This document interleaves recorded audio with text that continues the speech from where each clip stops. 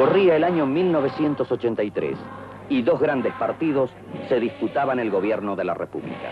Uno de ellos organizaba una gran concentración en un estadio de fútbol. Curiosamente, los carteles invocaban a Perón y a sus dos esposas. Perón está muerto y Evita también. La esposa sobreviviente, Isabelita, está en España, desentendida de la política. La necrofilia está presente en estribillos y canciones, pero no se sabe a quién postulan en esas elecciones. ¿Qué fuerza misteriosa tenía esa mujer que después de más de 30 años de su muerte continúa llenando de esperanzas a millones de corazones? Sobre ella se han escrito más de 50 biografías, una ópera rock, series televisivas y películas. En todas esas obras hay constantes contradicciones. ¿Cuál fue su verdad? Como una mujer excepcional, en quien la providencia entregó un mandato que era una misión de rescate de la dignidad de la persona humana. Dijo un gran político socialista: Eva Perón despreció la ley, la democracia, la libertad, la cultura y la dignidad de los hombres.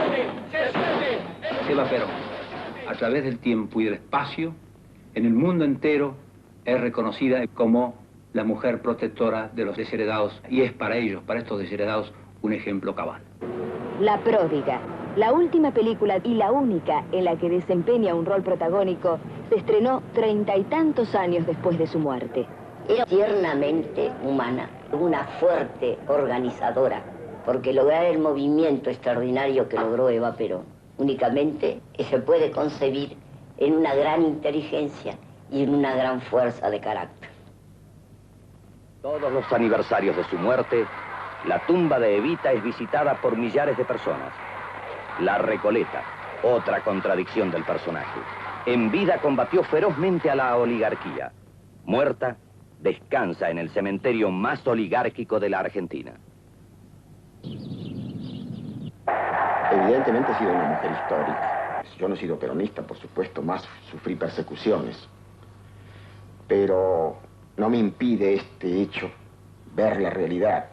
La realidad es que el peronismo, y eso se debe fundamentalmente a Eva, fue un movimiento revolucionario, convulsionó el país. Y los principios que enarboló el peronismo, en buena medida son obra del fervor, y yo diría de la fuerza de esta mujer. La bandera de la justicia social sobre todo. Su obra social fue primitiva. Le correspondía a la cosa política hacer la legislación en grande. Eso quedó atrasado. Pero su relación directa con el que más necesitaba fue efectiva. Realmente hizo su pedazo de obra.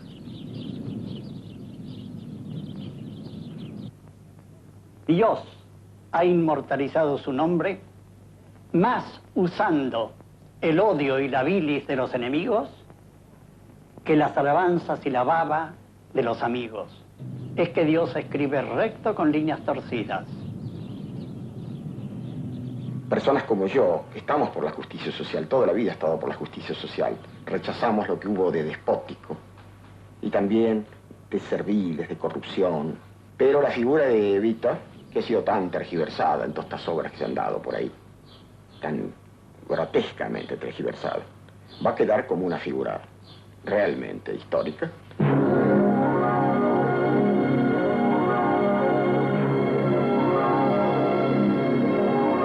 Había muerto la mujer más odiada en la Argentina, pero también, sin duda alguna, la más amada de toda nuestra historia.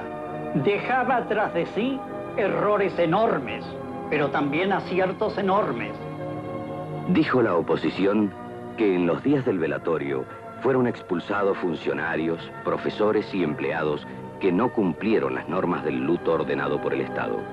Pararon millones de trabajadores, costando al país más de 1.000 millones de pesos.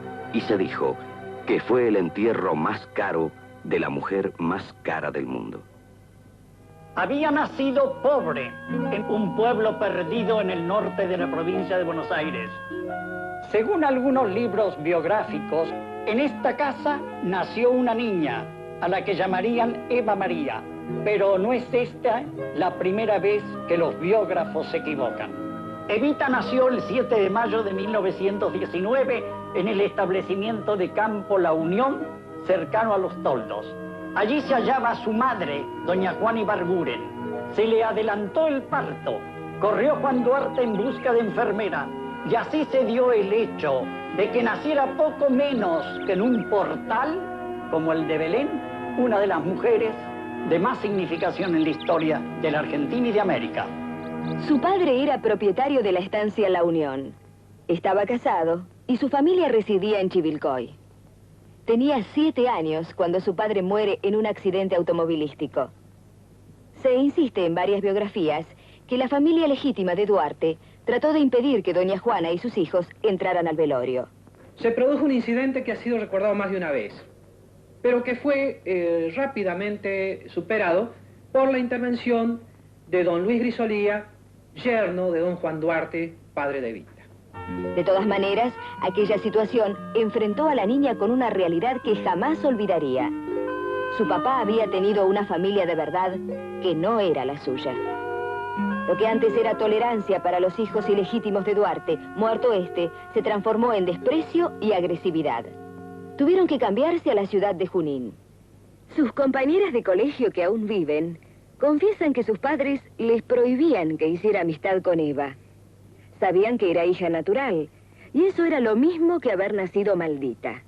La crueldad de aquellos años hicieron de Eva una adolescente marginada, triste, solitaria. Se refugiaba en el cine, y ahí soñaba con todo lo que la realidad le negaba. Y se juró que algún día sería una estrella famosa como Norma Shear, que era a quien más admiraba. El 7 de mayo había cumplido 15 años. Evita no tenía escuela ni experiencia como actriz, ni casa de parientes donde alojarse si las cosas le salían mal. Su actitud revela una total inconsciencia o una gran audacia. Ingresó a la compañía teatral de Eva Franco y debutó con frases sueltas en La señora de Pérez. Recuerdo una cosa casi profética de ella. Cuando empezó el teatro, había una cantidad de compañeros, figuras, que le hacían bromas muy pesadas. La verdad que me indignó un poco. Y la veo y le digo, pero ¿cómo te dejas hacer estas cosas? Pero revelate. Y ella me dice, muy tranquila, dice, déjalo, ya me la van a pagar. Y efectivamente, con el tiempo, yo vi a esa gente besándole la mano. Comparte su cuarto de pensión con una compañera de trabajo. Lo que gana apenas le alcanza para subsistir. En 1937 estuvo meses sin trabajar.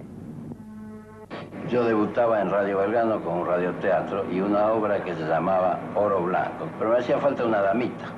Y entonces se la pedí al avisador y al tiempo me trajo a Eva Duarte y me la presentó. Recuerdo sí que venía a casa y hablaba con mi mujer de entonces y una de las cosas que le contó alguna vez es que cuando llegaba tarde a la pensión, la compañera de pieza le cerraba la puerta y ella tenía que dormir en el pasillo. A medida que Eva hace amistades, amplía su radio de acción y consigue trabajar en spots publicitarios. De todos los actores, Marcos Zucker es el que más trabajó con ella. Incluso se dijo que vivieron un romance. Lo que se había establecido entre nosotros era un hecho totalmente amistoso, casi de hermanos. Negar que hubo romances en su vida sería absurdo, ridículo, y le quitaríamos humanidad al personaje. Pero yo casi podría asegurar que jamás tuvo una gran pasión, un verdadero amor. Ya sea en la verdad o en la mentira, los nombres que se mezclaron con ella eran personajes con cierto poder. ¿No esperaba encontrar un laboratorio tan completo aquí? Lo es. Parece usted desalentado. Aquellos años fueron tremendamente difíciles y muchas jovencitas que empezaban a transitar el camino del teatro necesitaban quien las ayudara, quien las protegiera. Y cuando nos quedábamos sin trabajo, nos visitaban las privaciones y a veces el hambre. Ella, igual que yo, apenas ganábamos en aquella época para subsistir. 60 pesos. Vivía con una o dos compañeras en una misma pensión. Le podría costar 30, 35 pesos por mes la pensión. Recuerdo que en una oportunidad la invité a tomar un café en la confitería de frente al teatro y me dijo, Marcos, ¿no te molestaría que el café fuera con leche y con un sándwich? Pierina de Alessi le tomó cariño y dice en el libro de Borrón y Vaca que era una chica enfermiza, una cosita frágil, tímida, delgadita y que se colocaba medias para rellenar el corpiño. ¿Era buena actriz? Quería aprender, tenía verdadera ansia de aprender y de saber el oficio. No se le veía en condiciones porque era muy nerviosa, pero susceptible de progresar. Logra un papel sin importancia en la película La carga de los valientes. En 1943, un golpe militar derroca al presidente Castillo. Detrás de esa revolución está el GOU, Grupo Obra de Unificación. Y el cerebro de esa organización es un coronel llamado Juan Domingo Perón.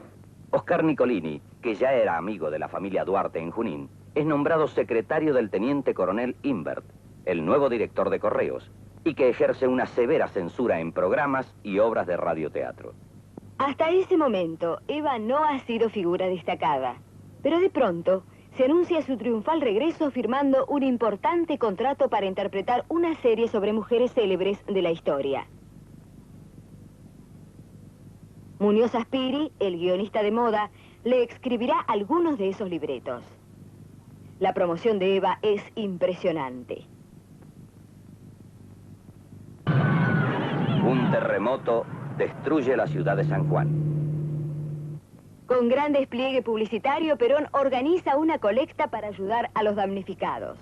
Se reúne con artistas famosos y afirma en su libro que en esa reunión conoció a Evita.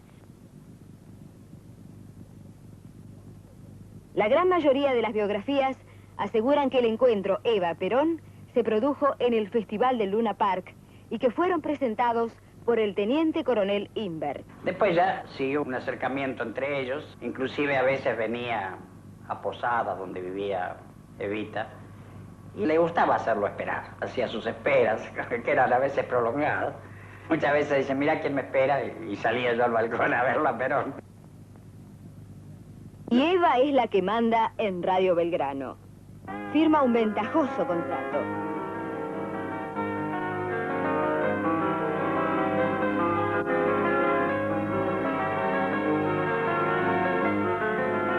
Perón se cambia a la calle Posadas, donde ya vivía Eva.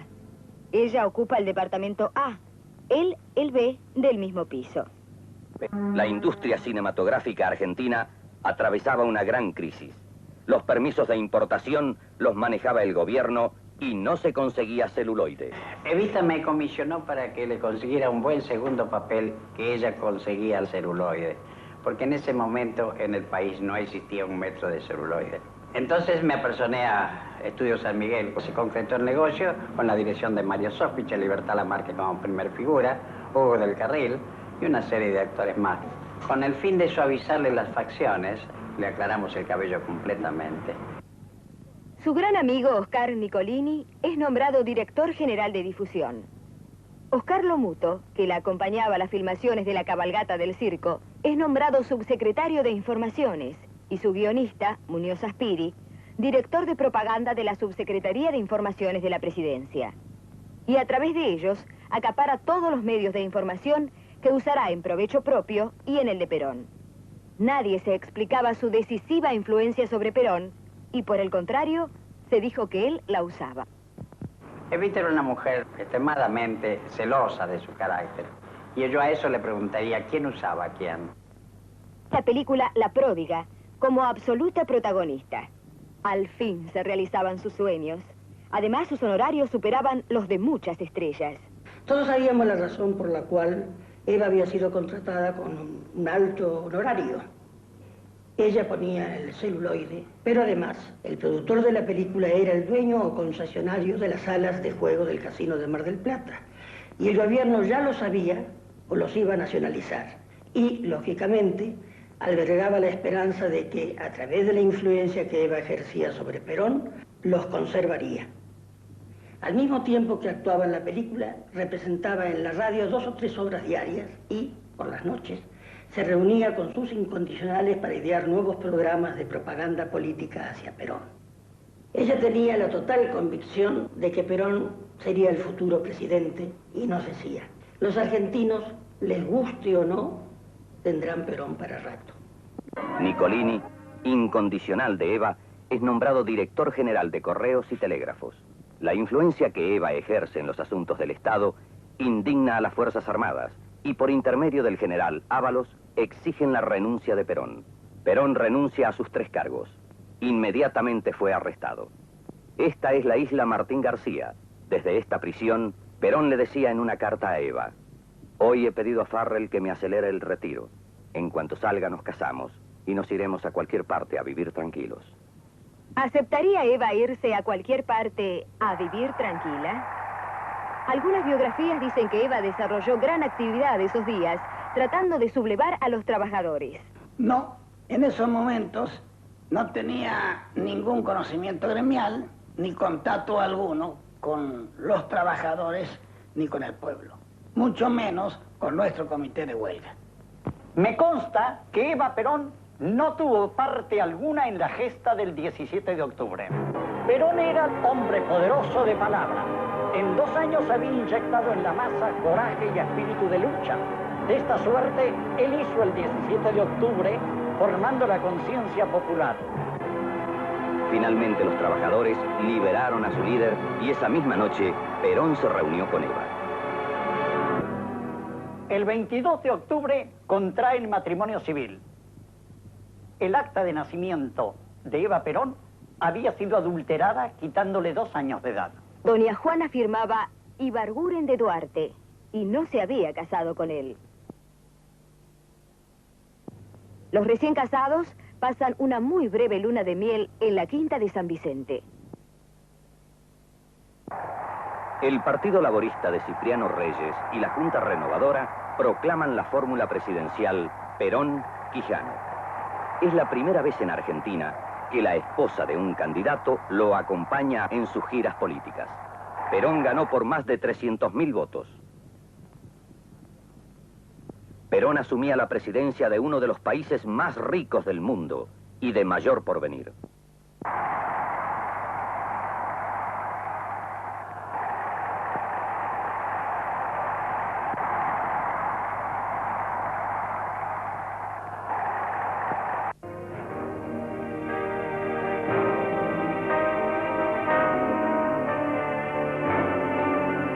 Eva comenzó visitando barrios pobres y trataba de resolver sus problemas. A veces insistía en que la acompañara Perón para que tomara contacto con el pueblo.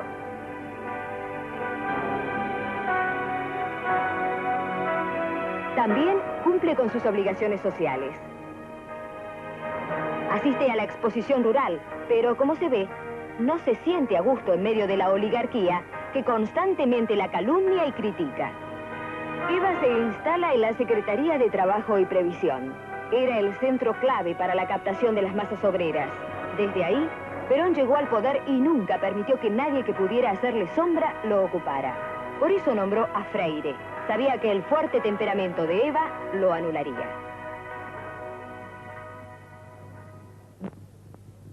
Llama a su despacho al presidente de la Cámara de Diputados y le pide la pronta sanción de los derechos cívicos de la mujer. Eva pide al ministro de Economía su colaboración para recaudar fondos con el fin de ayudar a los necesitados. Este era un terreno en el que actuaban las damas de beneficencia, damas de la oligarquía, y la presidencia recaía automáticamente en la esposa del presidente. Parte de los fondos los obtenían de los huérfanos que salían a mendigar y de fiestas benéficas. Estas damas no estaban dispuestas a tolerar que Eva fuese la presidenta. Le hicieron saber que era muy joven para ocupar ese cargo.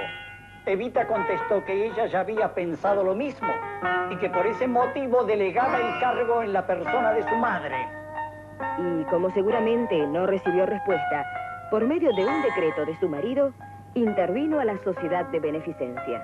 El pueblo ha sido para las damas de beneficencia lo otro, lo ajeno. Evita el hambre y la miseria, la había sentido en su carne y en su cuerpo. Por eso sentía al pueblo como cosa propia. Eva despide en 1946 repartiendo entre los pobres miles de pan dulces y sidras. Recibe en 1947 a los Reyes Magos, que traen millares de juguetes para los niños.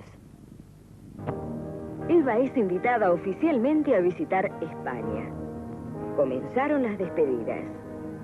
Al terminar la guerra, los aliados hostigaban a Franco con un bloqueo político y económico. Perón regalaría 16.000 toneladas de trigo al pueblo español que padecía hambre. Franco nombra un embajador de lujo, José María de Areilza, conde de Motrico. También Francia e Italia la recibirán con el rango y los honores de esposa del presidente. Corren rumores de que el Papa Pío XII la honrará con un marquesado pontificio. También se decía que la familia real inglesa la recibiría y que tomaría el té con la reina. Eva estaba feliz. Su viaje a Europa y los honores que recibiría era como una bofetada a las damas de la oligarquía que tanto la calumniaban y despreciaban. Cóctel en la Embajada de España. Les parecía un sueño. 16.000 toneladas de trigo. La Gran Cruz de Isabel la Católica. En un avión partía Eva y su corte. El otro avión transportaba las valijas de los viajeros. Allá se iba Eva por la Gran Cruz de Isabel la Católica y el marquesado pontificio. Pero la invitación oficial de Inglaterra no llegaba. El recibimiento en España fue apoteósico. El régimen fascista de Franco congregó en la Plaza de Oriente unas 300.000 personas. Fue condecorada con la Gran Cruz de Isabel la Católica. Era un día caluroso. No obstante, Eva lucía un impresionante abrigo de Marta Sibelina.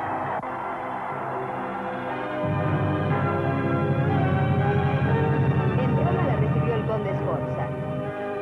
Pío XII, haciendo caso omiso de las campañas de desprestigio, la invitó a visita oficial al Vaticano. En esa visita le obsequió un rosario de oro. Evita era hermana terciaria franciscana. La recibió en la Orden de San Francisco el reverendo padre Perantoni, superior general de los franciscanos. La ceremonia se celebró en Roma. A Eva Perón le tocó muy hondo. Pobrecita, lloraba a mares. Porque Evita era hermana franciscana, tras su muerte, su cuerpo fue vestido con el hábito de San Francisco. En Italia, Eva recibió la respuesta de Inglaterra. La familia real acostumbraba a pasar esos días en Escocia. No obstante, el embajador inglés insistió en que resultaría grata su visita. Eva respondió que si la invitación no era oficial, no tenía interés en viajar a Inglaterra, ni tampoco en conocer a la reina, y partió hacia Portugal. El pueblo portugués no demostró ningún interés por la visita de Eva. Almorzó con el presidente Carmona, pero todo tenía el carácter de cortesía protocolar. En Francia, el presidente Oriol le ofreció un almuerzo en el castillo de Rambouillet. Eva intenta ganarse las simpatías concediendo a Francia un crédito para la compra de trigo y carnes.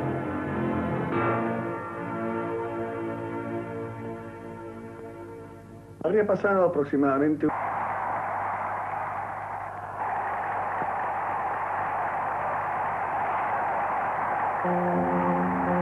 Eva regresaba decepcionada, convencida de que el único recibimiento entusiasta lo tuvo en España por las 16.000 toneladas de trigo. Ya no podía darle la bofetada a las damas de la oligarquía, pero ahí, en el puerto de Buenos Aires, comprendió que había una multitud de hombres y mujeres que la querían, sus descamisados. Y a partir de ese momento, murió para siempre Eva Duarte. Se iba desvaneciendo Eva Perón y nacía Evita, la auténtica Evita. Pasa un breve fin de semana en la Quinta de San Vicente y al regresar imprime un gran ritmo a su trabajo. Aclara su posición en un discurso. Soy una mujer argentina con funciones distintas a las de mi esposo. Evita ya no pide, ordena, sin importarle el rango de las personas. Ya mismo, sus órdenes deben ser cumplidas sin dilaciones. Ahí la conocí en la carne viva del pueblo. Ahí estuve acompañándola en noches mientras ella hacía una maravillosa obra de ayuda social para aquellos de quienes nadie se ocupaba, con una rapidez, con una perentoriedad, como si estuviera cumpliendo una misión de rescate. Y todo eso en medio de una inmensa alegría, de un gran fervor. Había encontrado su camino. Mujeres de mi patria, recibo en este instante de manos del gobierno de la nación la ley que consagra nuestros derechos cívicos, sintiendo jubilosamente que me tiemblan las manos al contacto del laurel que proclama la victoria. José Espejo, incondicional de Evita, es nombrado secretario general de la poderosa CGT. El capital inicial de la fundación fueron 10.000 pesos moneda nacional. Y ese aporte lo realizó su fundadora, Eva Perón. Comienza la lluvia de los millones. Las donaciones adquieren las características de una competición a nivel nacional. Evita inaugura los hogares de tránsito. Estos centros cubrían necesidades circunstanciales a madres que llegaban del interior con sus hijos para someterse a tratamientos médicos. También inaugura el hogar de la empleada. Aquí tendrían habitaciones, comedores económicos, biblioteca, guardería infantil y primeros auxilios. Se construyen centros vacacionales en Chapatmalal, Calamuchita, Puente del Inca y otros lugares. Comienzan también a construirse barrios para obreros. Dice Perón que la fundación era una institución multimillonaria. Confirma que cuando había aumentos de salarios, la diferencia del primer mes iba a la fundación, lo mismo que parte del aguinaldo. Además recibía porcentajes de la Lotería Nacional, del Casino de Mar del Plata, de los hipódromos, de los cines y la totalidad de las multas por evasión de impuestos. Los derechos de la ancianidad deben tener en nuestro continente de norte a sur y de este a oeste su total consagración como medida básica para que se imponga en toda la extensión del mundo. El drama de la vejez es un drama universal y muerde con el mismo dolor bajo todas las climas y bajo todas las latitudes de la tierra. Eva inaugura policlínicos. El plan contemplaba la construcción de 25 policlínicos en distintas ciudades del país. La atención a los pobres se daba gratuita. Se informa al país que se ha descubierto un complot para asesinar a Perón y a Evita. Se les iba a arrojar una bomba durante una función en el Teatro Colón. Entre los complotados se encuentra Cipriano Reyes, el dirigente sindical que llevó a Perón al poder. La CGT declara una huelga general. Se cuelgan y queman muñecos con el nombre de Cipriano Reyes.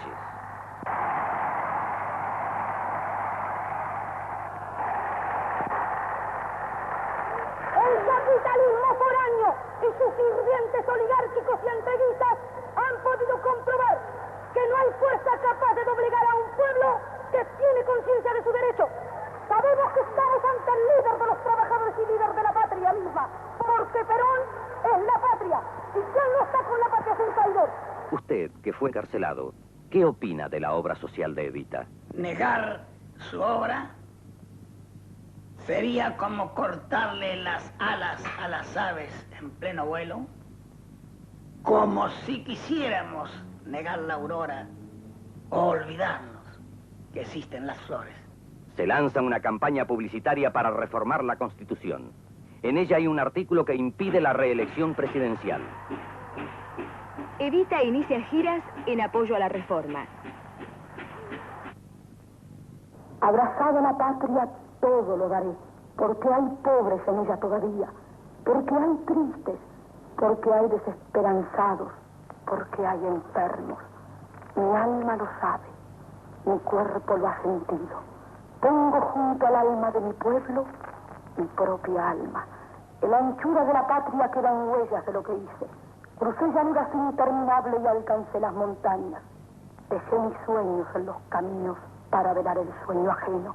Agoté mis fuerzas físicas para reanimar las fuerzas de un hermano caído.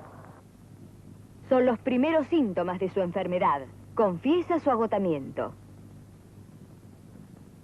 Apol, incondicional de Evita, asciende a subsecretario de Información y Prensa de la Presidencia.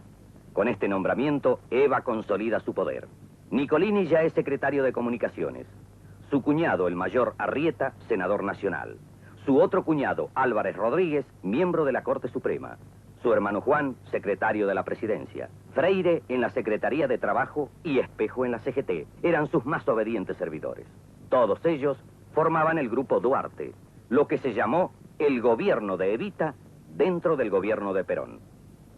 Por amplia mayoría se aprueba la reforma de la Constitución. Perón ya podía ser reelegido, pero se le planteaba un problema muy difícil de solucionar, porque se trataba de su mujer. Evita había formado miles de unidades básicas femeninas en todo el país. Sin duda, estaba luchando por su independencia política, dando formas al movimiento femenino peronista. Perón quería que las mujeres se integraran al partido unidas con los hombres y bajo un mismo comando. Pero era inútil toda tentativa de convencer a Eva. Contra viento y marea, Evita inaugura la primera Asamblea Nacional del Movimiento Peronista Femenino. A nosotras, las mujeres, nos toca difundir el espíritu del peronismo en cada argentino, y a nosotras nos toca transmitirlo de generación en generación. Evita convierte en realidad uno de sus sueños. Queremos una patria grande, no por su extensión territorial, sino por la suma inmensa de felicidad de todos sus hijos. Una patria feliz, no por la existencia de pocos muy ricos, sino por la salvación de muchos pobres menos pobres. Los descamisados celebran otro 17 de octubre. En enero de 1950, mientras asistía a la inauguración del sindicato de taxistas, experimentó Evita un ligero desmayo. Al día siguiente fue operada de apendicitis. El doctor Ivanisevich percibió algún síntoma de la futura neoplasia y le aconsejó hacerse análisis a fondo y, sobre todo, atemperar no poco sus febriles actividades. Evita, por supuesto, hizo caso omiso de todos estos mandatos. La verdad es que Evita no se halló nunca ni tan animosa ni tan fuerte como en aquellos meses. Realizó una larga gira por las provincias del norte. Inauguraba policlínicos, hogares, escuelas, sedes de sindicatos, proveedurías. Hablaba hasta por los codos. Perón, a pesar de hallarse en el cenit de su gloria, debió confesar con sobra de verdad: la única que al presente puede hacerme una revolución popular y derrocarme es mi mujer. Siempre fue un poco negligente en atender su salud. Generalmente se viajaba con gran cantidad de algodones y demás por las fuertes hemorragias que solía tener. Eva iba consumiendo su vida en beneficio de la clase humilde. ¿La usaba Perón? No, Evita era de una personalidad tan fuerte que no la usaba Perón ni la hubiera podido usar ninguna persona en el mundo. Evita crea la escuela de enfermeras. Ahí se les ofrecía la posibilidad de estudiar y trabajar en tareas retribuidas hasta lograr diplomarse y elegir su propio camino. Siempre la ayuda al desamparado, al enfermo, tiene que ser inmediata. No puede depender de gobiernos.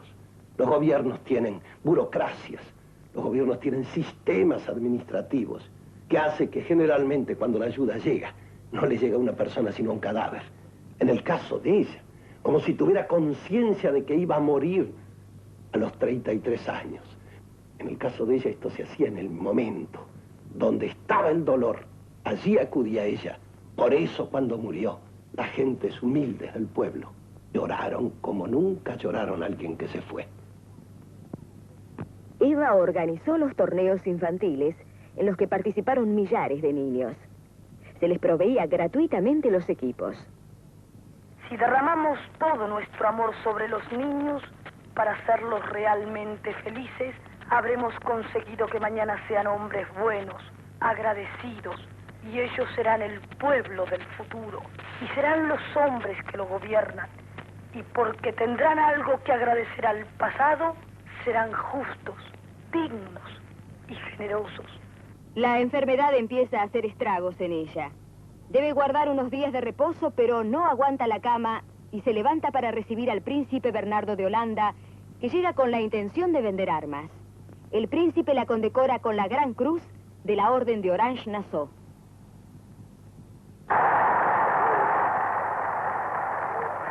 En la celebración del Día de los Trabajadores del año 1951, ya había trascendido que Evita quería ser vicepresidenta, pero tenía dos fuertes opositores, las Fuerzas Armadas y su propio marido. Ella, con un sentido de más pueblo, lo había prácticamente eclipsado. Espejo precipita los acontecimientos y en nombre de la CGT, que representa a 5 millones de trabajadores, hace pública y oficial la fórmula Perón-Eva Perón. Se reciben cientos de millares de cartas y telegramas de adhesión. Se convocó a un cabildo abierto para la proclamación de la fórmula. Según versiones, Perón y Evita habían llegado a un acuerdo. Él llegaría primero, solo, y hablaría. Después, y según las circunstancias, ella haría acto de presencia, o quizá no. Nunca se aclaró el propósito de esa extraña estrategia. La multitud reclamaba la presencia de Evita. Espejo había dado instrucciones precisas a los jefes de grupos. El espectáculo estaba planeado. Ahí vemos a su hermano Juan en compañía de Apol, secretario de Información Pública.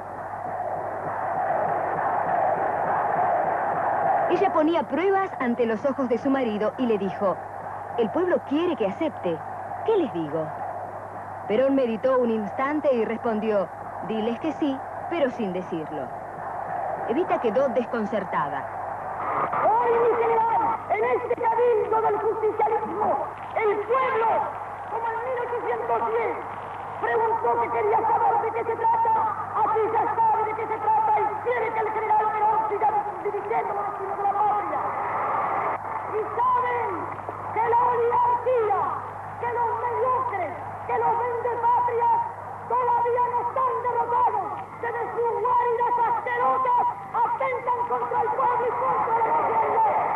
Yo, mi general, con la plenipotencia espiritual que tanto descansaron de la patria, os proclamo, antes que el pueblo os vote, presidente de todos los argentinos. La patria está salvada porque está en manos del general Perón. Evita no dejaba en claro su postura. La multitud le exigía que aceptara. Evita miraba a Perón como esperando un gesto de asentimiento, pero él solo miraba al público y sonreía. Yo les pido, por el cariño que nos une, que para una decisión tan trascendental me den por lo menos 4 días para pensar en mi decisión. Compañeros, a las 9:30 de la noche, yo por radio. Compañeros, no nos movemos hasta que no nos dé la respuesta favorable. Espejo insistía y llamaba a Evita hacia el micrófono para que diera el sí. Señora. Empezaron las discusiones. Perón, visiblemente disgustado, ordenó: terminen con este acto. Compañeros, como dijo el general Perón, yo haré lo que diga el pueblo. Evita terminaba siempre sus discursos sonriente, saludando cariñosamente o enviando besos. Era la primera vez que se retiraba con evidentes muestras de disgusto. Su última frase dejó flotando la sensación de que había aceptado. El 31 de agosto de 1951, Evita renunciaba a la vicepresidencia. No tenía entonces ni tengo en estos momentos más que una sola ambición. Que de mí se diga cuando se escriba la historia que hubo al lado de Perón una mujer que se dedicó a llevarle al presidente las esperanzas del pueblo y que a esta mujer el pueblo la llamaba cariñosamente Evita. ¿Cuál fue el verdadero motivo de su renuncia? Perón apoyó la renuncia de Evita a la vicepresidencia de la República, apoyándose en que ella no tenía la edad constitucional. Fue un error. La pasaba holgadamente. Había cumplido ya los 32 años. Este error revestía mayor responsabilidad que aquel quite de años que se hizo en la partida de nacimiento para su casamiento. En julio de 1966, asumió la presidencia el general Onganía. Los montoneros secuestran al general Aramburu. Explican su actitud como un repudio por la desaparición del cuerpo de Evita. A fines de septiembre de 1951 se produjo una sublevación militar contra Perón, encabezada por el general Menéndez, que fue sofocada en cuestión de horas. La CGT declaró un paro general repudiando a los sublevados. Evita se enteró de los acontecimientos y contra los consejos de sus médicos se empeñó en dirigir un mensaje al pueblo. Yo les doy a todos las gracias. Yo espero estar pronto en la lucha con ustedes y por eso les pido que rueguen a Dios para que me devuelva la salud que he perdido. A todos les dejo un gran abrazo de mi corazón. Esa noche no durmió. A las 6 de la mañana ordenó llamar con urgencia al ministro de Guerra y a 2 importantes sindicalistas, y les ordenó la compra de 5.000 pistolas automáticas y 1.500 metralletas para formar milicias obreras. ¿Era realmente una revolucionaria? Superó con su acción y su mentalidad revolucionaria al proceso revolucionario del peronismo. Eva Duarte era una mujer humilde que ya en el poder y ya en el poder ejercido hacia la calle toca la cosa popular, toca la cosa del dolor. Creo que eso la convierte en una revolucionaria. Guste o no guste, a los que todavía la discuten, ella fue una revolucionaria en su época. Se corría la voz de que la enfermedad de Evita era incurable. Ese 17 de octubre de 1951 se levantó después de haber estado 24 días postrada en cama. Pesaba 38 kilos y apenas podía mantenerse en pie. Todos querían fotografiarse con ella pensando que sería la última vez. Cuando la llevaban al balcón, le suplicó a su marido: Juan, no dejes que me caiga.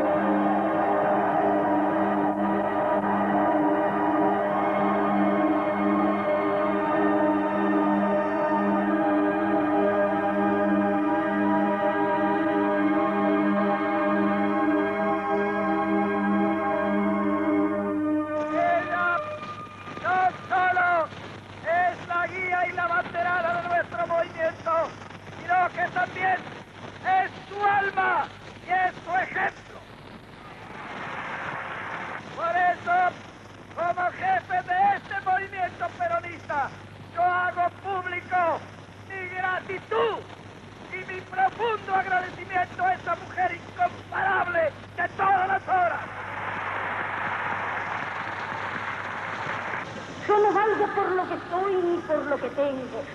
Yo tengo una sola cosa que vale. La tengo en mi corazón. Me quema en el alma. Me duele en mi carne y arde en mis nervios. Es el amor por este pueblo. Yo les pido hoy, compañeros, una sola cosa. Que juremos todos públicamente defender a Perón y luchar por él hasta la muerte. Nuestro juramento será gritar durante 1 minuto para que nuestro grito llegue hasta el último rincón del mundo: la vida por Perón. Yo no quise ni quiero nada para mí. Mi gloria es la bandera de mi pueblo. Y aunque dejen el camino jirones de mi vida, yo sé que ustedes recogerán mi nombre y lo llevarán como bandera a la victoria. Yo les dejo mi corazón y les digo que estoy segura que pronto estaré en la lucha. Pero si no lo llegara a estar por mi salud, sigan fieles como hasta ahora con Perón. Y a todos los descamisados yo los estrecho muy, pero muy cerca de mi corazón y deseo que se den cuenta de cuánto los amo. La ciudad estudiantil. La enfermedad la tenía postrada en cama y no pudo asistir. El cáncer de útero, al avanzar, se manifestaba en alta fiebre y fuertes dolores. En noviembre se interna en el policlínico para ser operada por el famoso cancerólogo norteamericano Spack. Ella no lo sabe, pues está convencida de que la operará el doctor Finoquieto. Jorge Spack nos dijo a todos que había extirpado más de lo necesario y que no quedaban reliquias en ella del cáncer.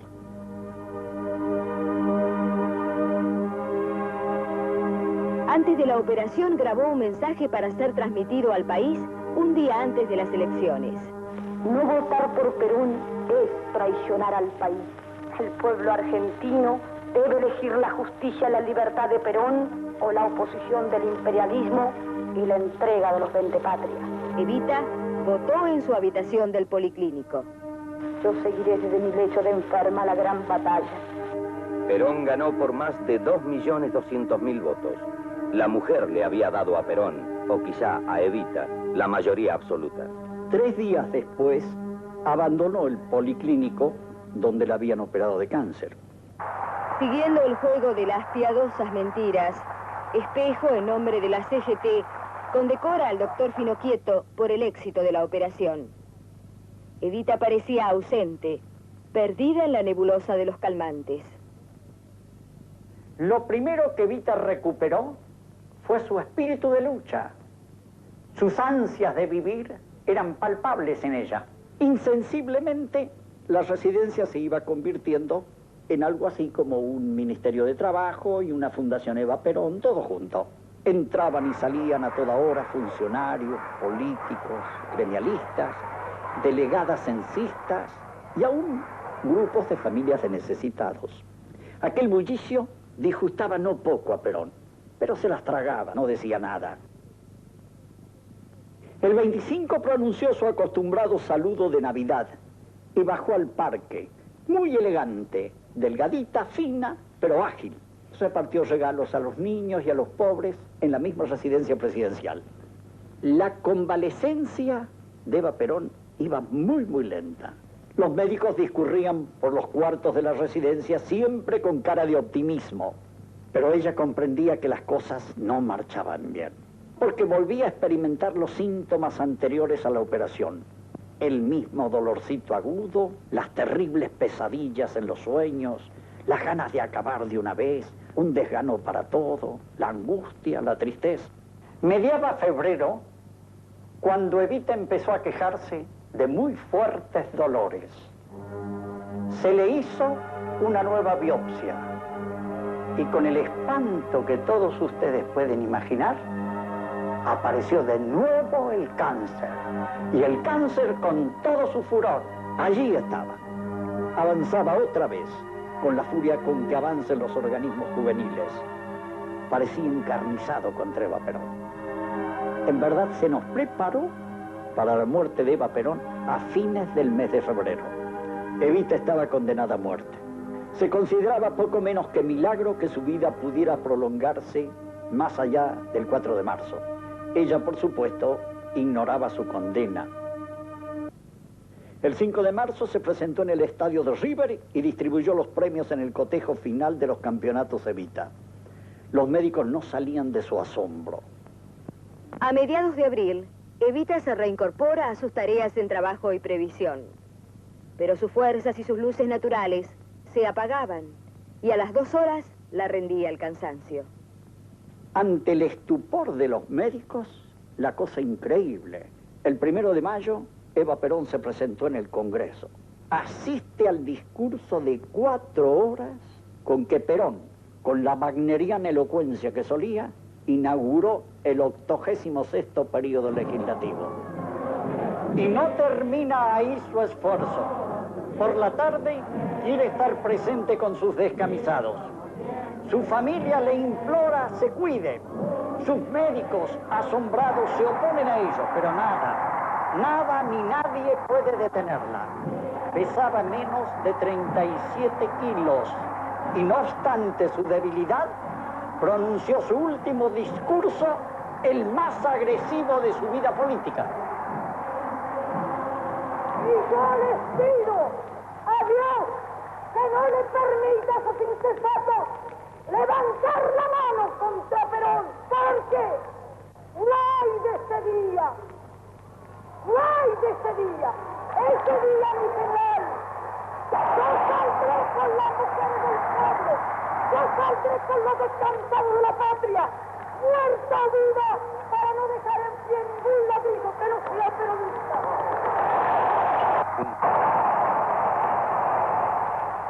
Y aguantó hasta la noche. Coronó a la reina del trabajo. Nadie podía explicarse cómo se mantenía de pie. El 7 de mayo cumplió 33 años. Recibió cantidad de felicitaciones y el Congreso la nombró jefa espiritual de la nación. Y otra vez lo asombroso, lo increíble. El 4 de junio Perón asume la segunda presidencia. Nadie detiene a Evita, pese a los esfuerzos de todos porque se quede postrada en su cama. Era extremo su estado de debilidad. Las aplicaciones de radio de los días anteriores, por una incomprensible torpeza de los facultativos, le habían causado una extensa, profunda y dolorosa quemadura. La carne se le caía carbonizada a pedazos. Al dolor del cáncer, a la debilidad creciente, al persistente insomnio, se sumaba ahora una atroz quemadura. ¿Cómo Dios, expresó Juan, su hermano, en cierta ocasión, comete la crueldad de atormentarte de esta manera a vos, que no has hecho nada más que bien? Si fuera a mí todavía. Contestó Eva, no digas disparate, Juancito. Dios sabe muy bien lo que hace. Si este es el precio que me pide por la felicidad de mi pueblo, bien poco es este precio. Y bien poco me parece aún el sacrificio de mi vida. La lucha por aumentar de peso era inútil. Todos los esfuerzos fracasaban. Bajaba día a día. No la engañaban ni las tretas de Renzi en la balanza, que le ponía pesos.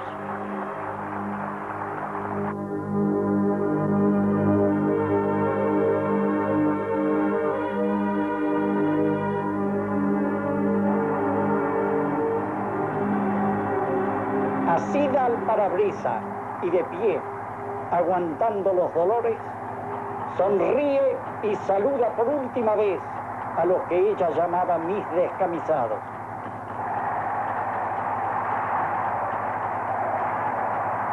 En el Salón Blanco de la Casa de Gobierno, Perón y Evita recibían felicitaciones de distintas personalidades. De pronto ella desapareció del salón, tuvo un desvanecimiento y la recostaron en un sofá de una habitación vecina. Bajo el efecto de los calmantes, Evita soñaba. Oía lejano el griterío de la multitud que la aclamaba. En el sopor de los calmantes, escuchaba victorear su nombre. ¿Sería de verdad? ¿O solo una fantasía de una niña que soñó en llegar a ser una gran estrella?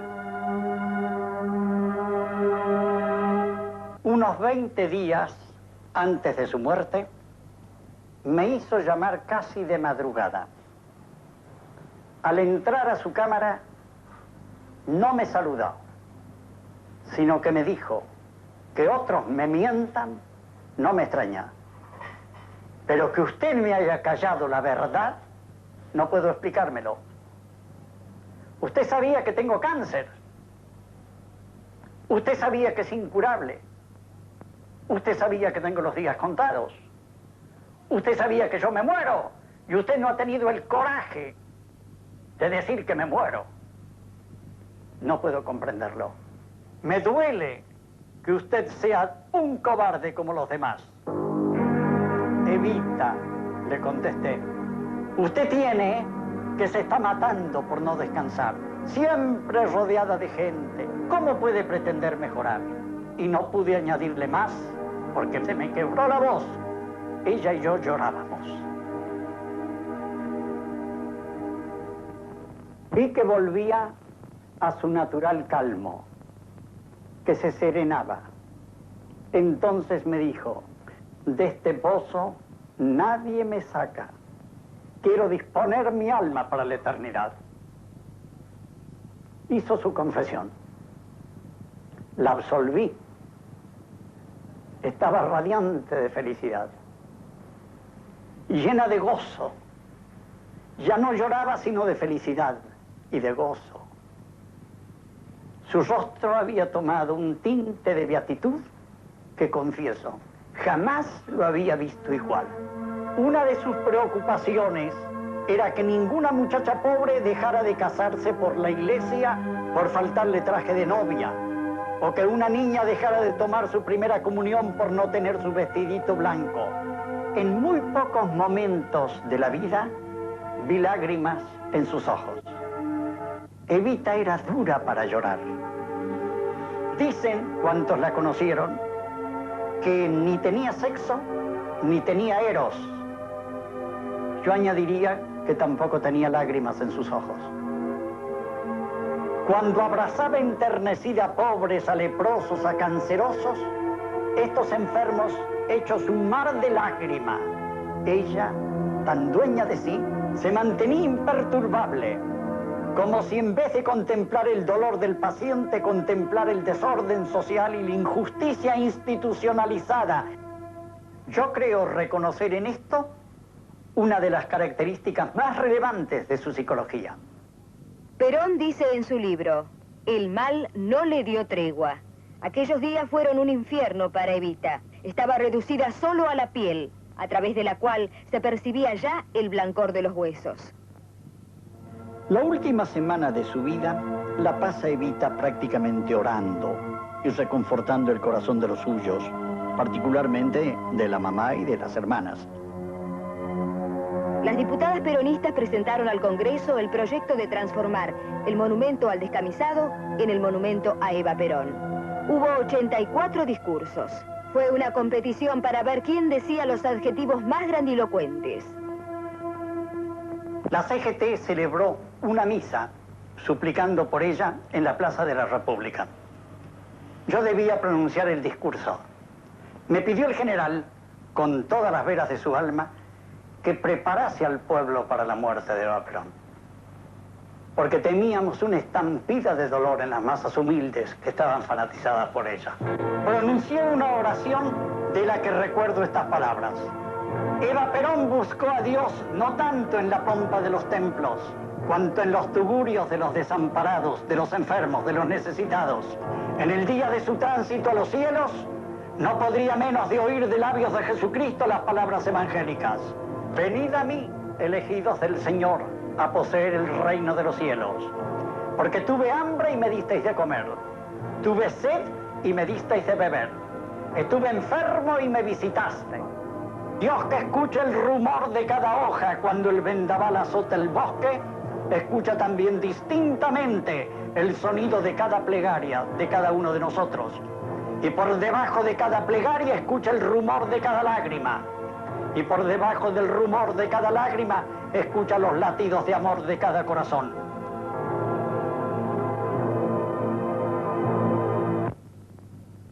Dice Perón que un día antes de su muerte, Evita le dijo, no abandones nunca a los pobres. Son los únicos que saben ser fieles. Pío XII le envió la bendición papal y la indulgencia apostólica para la hora de la muerte. A las 15 horas del sábado 26, recibió la Sagrada Extrema Unción. Recuerdo que cuando llegué a su cámara, me acerqué al oído y le dije, Evita, el Señor quiere visitarla con uno de sus sacramentos, el sacramento de los enfermos. Ella suspiró profundamente, comprendió de qué se trataba y volviendo la palma de la mano para la extrema unción, me facilitó la unción. Creo que escuchaba las palabras sacramentales. Luego, tomando mi mano, me la apretó. Estuvo apretándome la mano durante una media hora larga. Sentía cómo se iba extinguiendo, tranquilamente, dulcemente, como un hilo de luz que se apagara. No tuvo la menor contorsión, ni espasmos, ni convulsiones. Respiraba cada vez más lentamente. No la rodeaba el menor lujo. El cuadro era imponente por su sencillez. En derredor de la residencia se agolpaban miles de personas. Rezaban y sollozaban. No pocas personas ofrecieron a Dios su vida a trueque de la de ella. Caía una lluvia tenue y helada. Eva Perón moría suavemente, heroicamente, con ejemplar entereza. A las 8:25 respiró profundamente y sin espasmo alguno rindió su espíritu al Creador. Su rostro quedó nimbado de una celestial beatitud. Aún muerta era hermosa, notablemente hermosa. Padre nuestro que estás en los cielos. El murmullo de nuestras plegarias sirvió de aviso a cuantos se hallaban en la residencia presidencial que en aquel momento había cesado de latir su inmenso corazón. Cumple la Subsecretaría de Informaciones de la Presidencia de la Nación el penosísimo deber de informar al pueblo de la República que a las 20:25 horas ha fallecido la señora Eva Perón, jefa espiritual de la nación. El doctor Ara llegó momentos después. Los médicos le informaron que el cuerpo que iba a embalsamar solo pesaba 33 kilos. Dice el doctor Ara en su libro: ante nosotros, yacente, consumida al extremo de lo posible, se hallaba la mujer más admirada y más temida, más amada y más odiada de su tiempo. Había luchado fieramente contra los grandes y ahora estaba ahí, vencida por lo infinitamente pequeño. Su muerte la lloró el mundo entero. 17 días permaneció expuesto su cuerpo embalsamado en el Ministerio de Trabajo y Previsión. 2 millones de personas en fila incesante pasaron ante sus reliquias. No tuvo precedentes por su grandiosidad en la historia de América, acaso ni del mundo.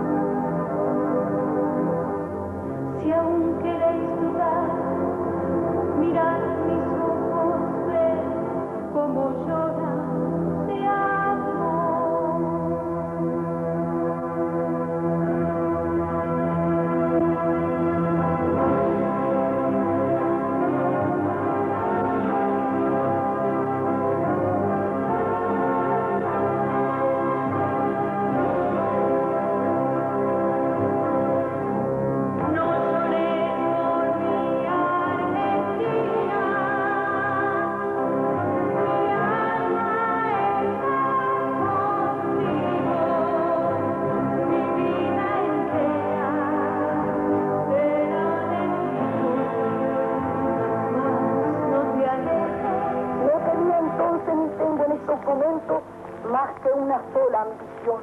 Que de mí se diga cuando se escriba la historia que hubo al lado de Perón una mujer que se dedicó a llevarle al presidente las esperanzas del pueblo y que a esta mujer el pueblo la llamaba cariñosamente Vida.